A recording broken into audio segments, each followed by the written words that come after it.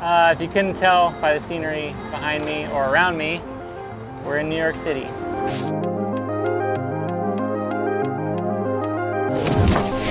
I think it's often the things you take for granted about yourself might be your gift that other people can't do. It looked like nostalgic for some reason, even though I've never been here. Everyone's kind of going through the same stuff, you know, with different cultural norms, and I love it. The whole family has been wanting to come to New York for a while. I had the opportunity to come here a year ago this month, and kind of got a good lay of the land because my friend planned the whole trip. And so a lot of the spots that we visited here on this trip were because of our friend Lauren, who also provided us with bags for the trip. Shout out Walker Family Goods. Yeah, why not? Only seems appropriate. We've got lots of compliments on those bags. Yeah, we have, and they all like fit in the overhead compartment all together. It's pretty funny. Yeah, very picturesque. From a skateboarder standpoint, you can come here, push around the city, ride bikes, but then when we had the family here too, as we're walking, there's spots we were able to hit everywhere along the way. Yeah, we got to go to see Wicked, which is like a dream come true for these little ones. Yes. Reeoh sat and drew some of the jazz players in the park.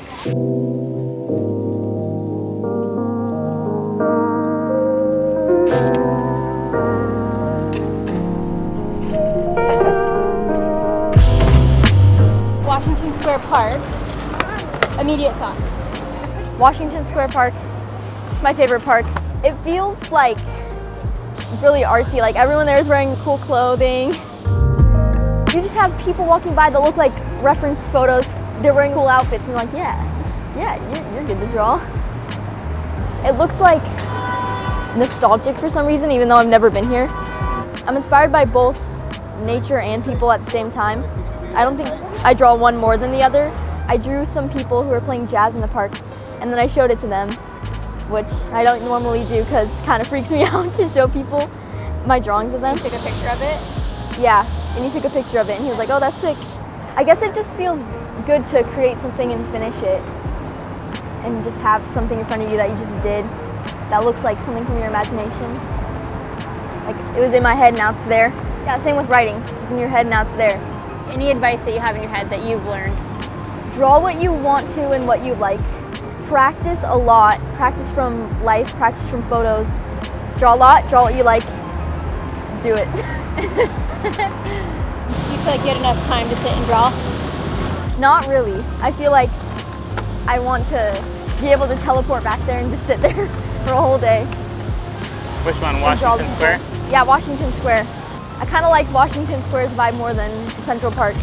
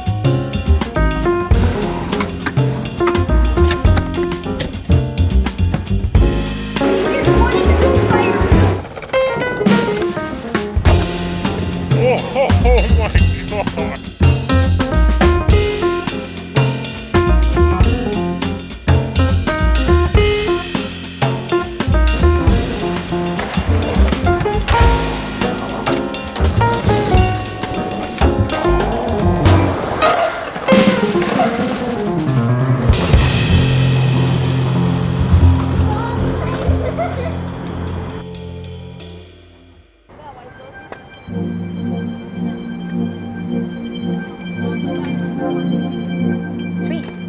So like, I don't know, probably over a year ago, maybe over 2 years, maybe a year ago.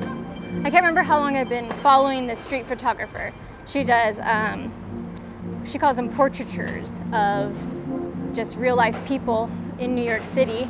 And I really liked her vibe, presence is very uplifting and positive.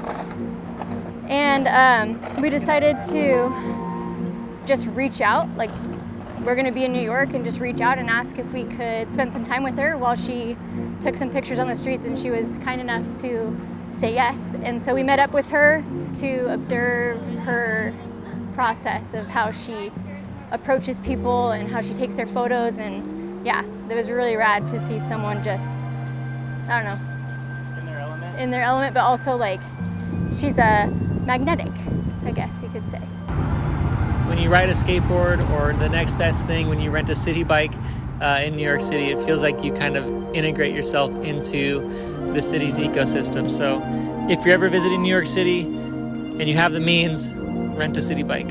We ditched the kids for the next couple of hours. We're gonna go kind of be a fly on the wall, hang out with Johanna, and let her do her thing.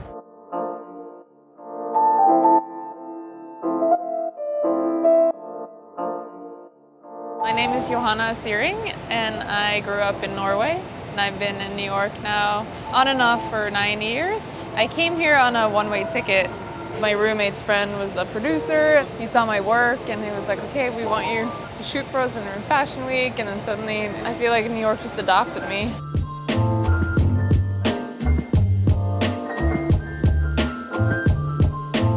I'm from a culture where you're supposed to be very modest, don't stick out. Like Norwegians are very shy. So for me, it's very fun to be in a culture where you're encouraged to be all and more. Like walking down the street, I feel like I see movie characters everywhere, you know? I just like people who make an effort. Like people who dare to be themselves in some way. You guys look amazing. Thank you. Can I do some portraits of you guys? Sure. Yeah, you woke up ready.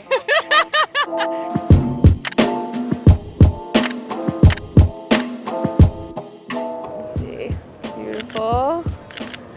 Skin is glowing. I think it's often the things you take for granted about yourself, the things that you think is so easy or natural might be your gift that other people can't do. So for me, I love talking to new people, and I made a mantra for myself when I was 13 that if I had a good thought about someone, I would go tell them. When you say something and you give someone a compliment just with the intention for them to know, people light up in such a way, and like that lights my soul up. I'm not looking for anything in particular. It's more like, oh my God, I have an authentic thought about that person. I'm like, oh my God, that person is interesting or cool. And then I feel drawn to like speak to them or photograph them. What's your name? Tyler. Tyler? Yeah. I'm Johanna. Nice to meet you. Nice to meet you. Your style's sick. Oh, thank you so much. Yeah. I was getting kind of tired of just hustling for commercial work, so I was like, I want to do a project that I can do wherever I go. And someone said, purpose is something you're already doing naturally. If you do something that's interesting to you, that speaks to your values, that people can feel, then people want to be part of it. That's what I feel like I wish someone told me earlier on, that like, just do you.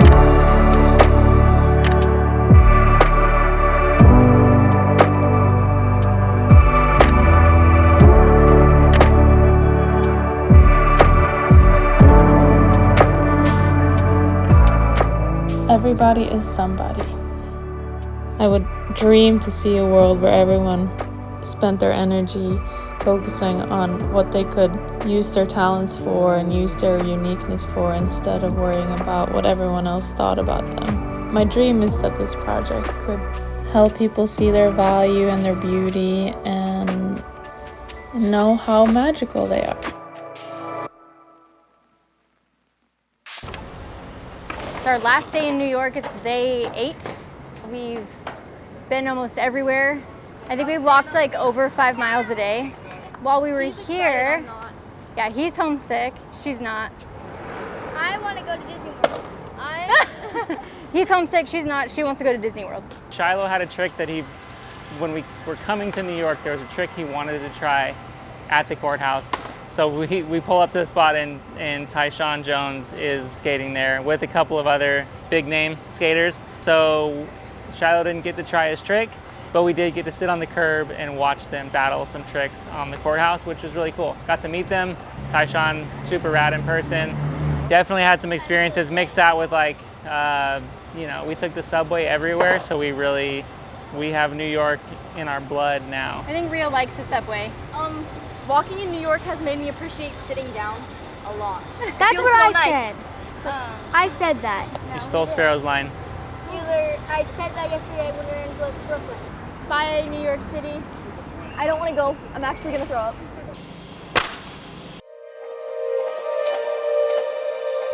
This trip to New York has filled us all with gratitude. A deep appreciation for the moments that'll soon become memories for all of us. It's a wonder how our shared passions have led us here, drawn by the pull of some simple interests like skateboarding, theater, art, food, coffee. I see now clearer than ever that our interests are currents that carry us to places beyond our imagination, guiding us to cross paths with others who may inspire us and even transform us. And maybe this is true for anyone if they're willing to follow the path of their curiosity.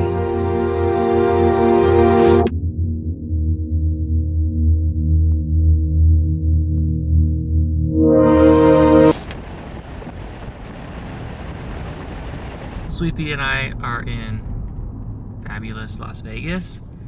We got invited by a friend of ours to come see his band play. We saw one of their shows last night.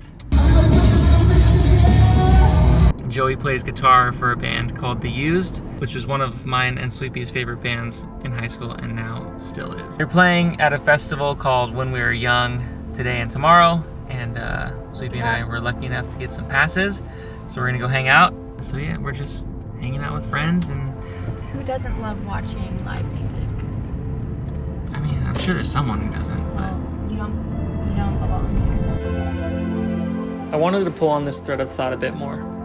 How our interests are currents that can carry us places we'd never imagine. And I think my friend Joey's the perfect person to speak on this point. Oh man, I mean, literally my entire adult life has been either in a van or a bus or on an airplane or a boat, or whatever, just from playing guitar. Picking up a guitar in the 6th grade kind of accidentally led me on this journey. And today's a perfect example, like playing a festival in the Used and playing with bands that just filled up my iPod when I was in high school.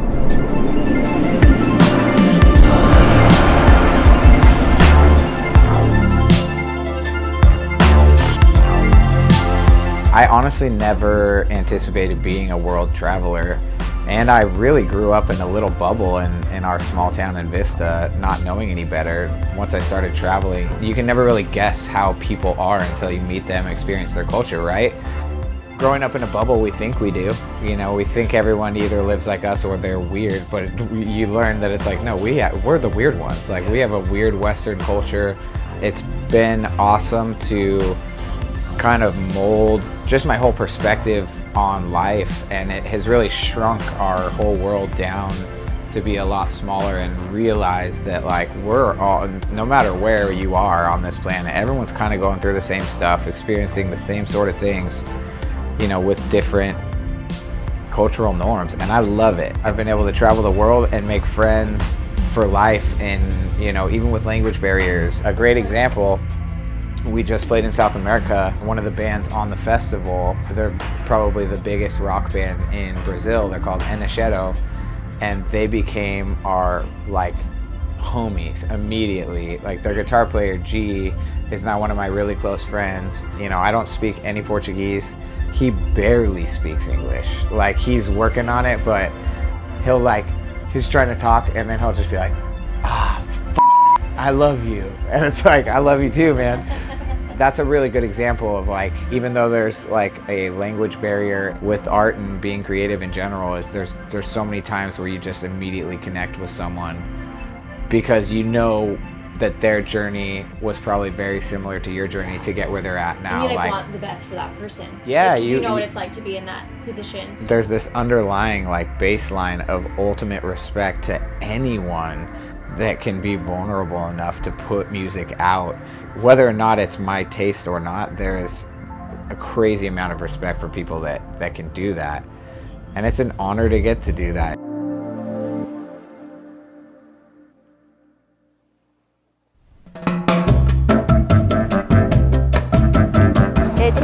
dolphin with a Stella.